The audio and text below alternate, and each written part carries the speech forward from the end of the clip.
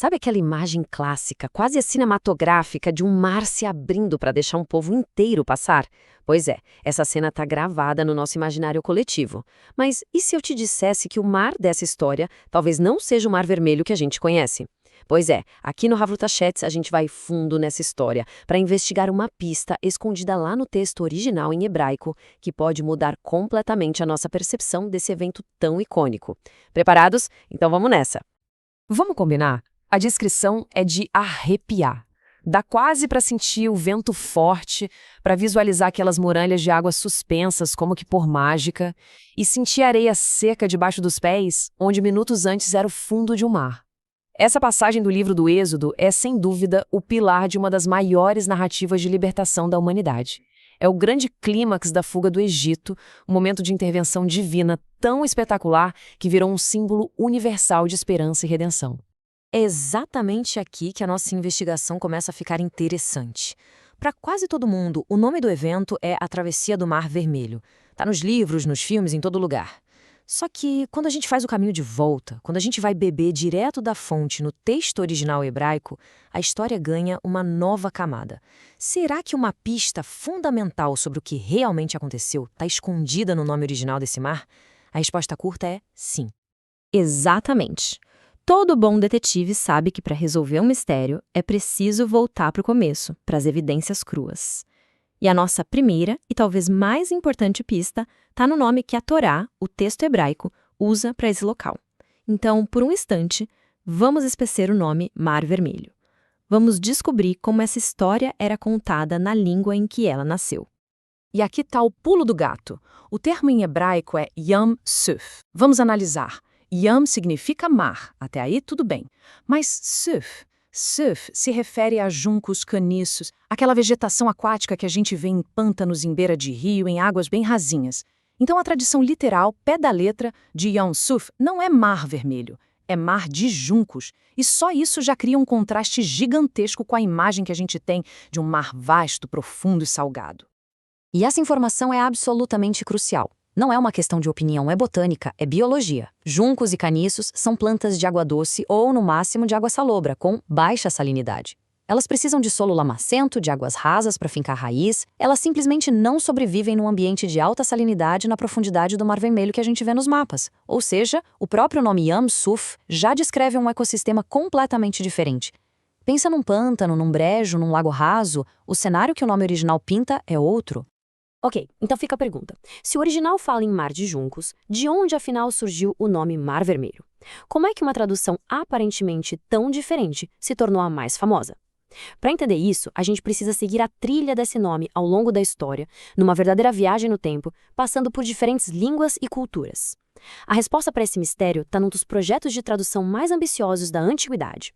A nossa história nos leva para Alexandria, no Egito, por volta do século III antes da Era Comum. A comunidade judaica de lá, que já falava grego no dia a dia, decidiu traduzir as escrituras hebraicas. Esse projeto monumental ficou conhecido como a Septuaginta. Bom, quando os tradutores chegaram no termo Yam Suf, eles tomaram uma decisão que mudaria tudo. Traduziram como Erithrá Thalassa, que em grego significa literalmente Mar Vermelho. O porquê dessa escolha ainda é debatido. Alguns estudiosos acreditam que os gregos usavam o Mar Vermelho como um nome meio genérico para os mares exóticos ao sul do Egito. Mas, independentemente do motivo, essa tradução pegou. E quando a Bíblia foi traduzida do grego para o latim, e depois do latim para o português e outras línguas, o nome Mar Vermelho foi junto. Essa tabela aqui resume perfeitamente essa jornada linguística. O que começou como uma descrição bem específica de um lugar, Mar de Juncos, passou por um filtro cultural e de tradução lá em Alexandria e saiu do outro lado como Mar Vermelho, um nome que evoca uma imagem geográfica completamente diferente. É um exemplo clássico de como traduzir não é só trocar uma palavra pela outra. É um ato de interpretação que pode ecoar por milênios. E aí, curtindo essa investigação? Esse tipo de mergulho profundo nas fontes é o que a gente adora fazer aqui no Havruta Chats. Se esse tipo de conteúdo te interessa, aproveita agora. Se estiver assistindo pelo YouTube, já se inscreve aqui no canal, ativa o sininho para não perder nada e, o mais importante, deixa um comentário. Diz aí o que tá achando. Isso ajuda demais o algoritmo a mostrar essa análise para mais gente. E claro, compartilha nos seus grupos com quem você achar que vai gostar. Para acompanhar mais de perto, nosso Instagram é @chavrutas chats e todos os links para os nossos canais no Telegram e no WhatsApp estão aqui na descrição. Ok, agora que a gente já desvendou o mistério do nome, a nossa investigação entra numa nova fase. Com essa pista fundamental em mãos, a ideia de um mar de juncos, é hora da gente olhar pro mapa. Se não foi necessariamente o Mar Vermelho, onde poderia ter sido a travessia? Vamos explorar agora as principais teorias geográficas que os estudiosos e arqueólogos colocam na mesa. A primeira teoria, e uma das que mais faz sentido do ponto de vista linguístico, aponta para a região dos Grandes Lagos Amargos.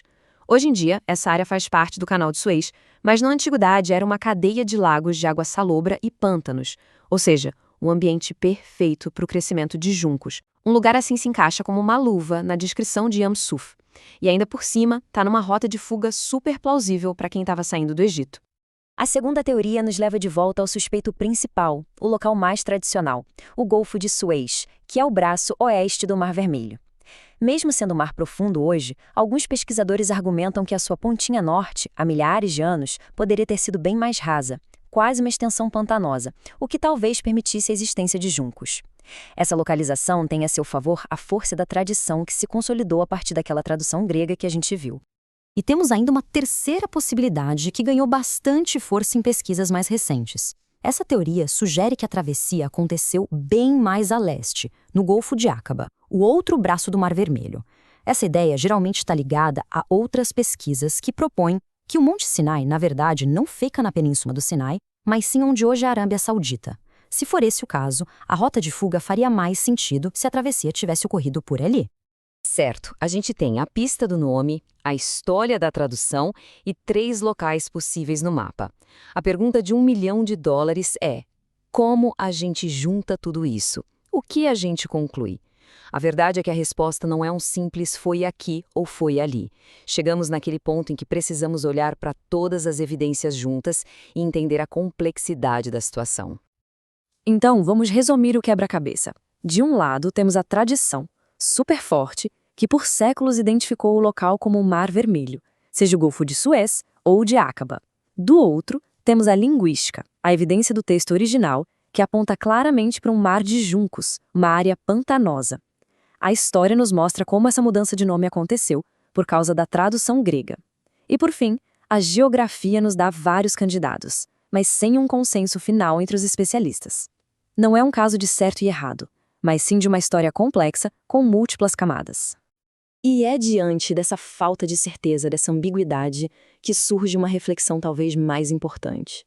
Será que essa busca incansável por um ponto exato no mapa, por uma coordenada de GPS, não nos distrai da verdadeira força dessa história?